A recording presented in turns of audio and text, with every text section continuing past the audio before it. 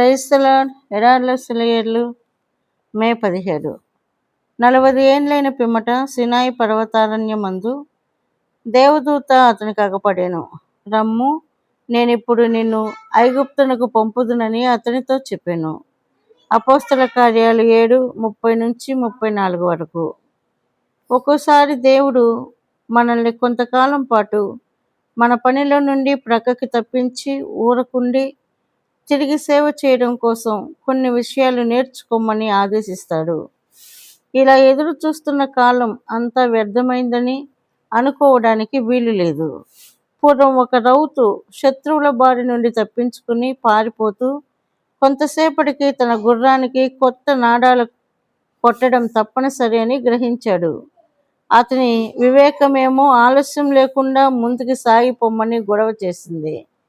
అయితే అంతకంటే ఎక్కువైన వివేచన శక్తేమో కమ్మటి పనివాని కొలిమి దగ్గర ఆగి ఆ నాడ వేయించడమే మంచిదని బోధించింది. వెంట తరిమే వాళ్ళ గుర్రపు డెక్కల చప్పుడు దగ్గరలో వినిపిస్తూనే ఉన్నప్పటికీ కొద్ది నిమిషాలు ఆగి ఆ నాడ కొట్టించే వరకు నిలబడ్డాడు. ఇక శత్రువులు 100 గజాల దూరంలోకి వచ్చేశారనగా గుర్రం మీదకి లంఘించి మెరుపులాగా మాయమయ్యాడు.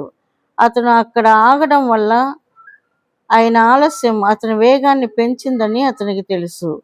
ఎన్నోసార్లు మనం పరిగెత్తాలని ఉవ్విళ్ళూరుతున్నప్పుడు దేవుడు మనల్ని ఆగమంటాడు. తర్వాత వచ్చే మజిలీ కోసం ప్రయాణాన్ని జాగ్రత్తగా ఆలోచించుకొని పని చేయమంటాడు.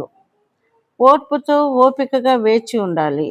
తరువాతి మెట్టు స్పష్టంగా కనబడేదాకా హృదయపు చెవులకు దేవుని మాటలు ఆహ్వానిస్తూ సాగిపోమ్మనేదాకా ఆశతో నిరీక్షణతో వేచి ఉండాలి. ఆశ అడుగంటనీయక దేవుడే నీకు మార్గదర్శి. కనుదృష్టి ఆయన నుండి తొలగిపోనీయక వేచి ఉండాలి. ఇంకా వేచి ఉండాలి. దేవుడు జాగు చేయడు. ఆయన తలుపు తెరవడం కోసం నేను వేచి ఉన్నట్టు ఆయనకు తెలుసు.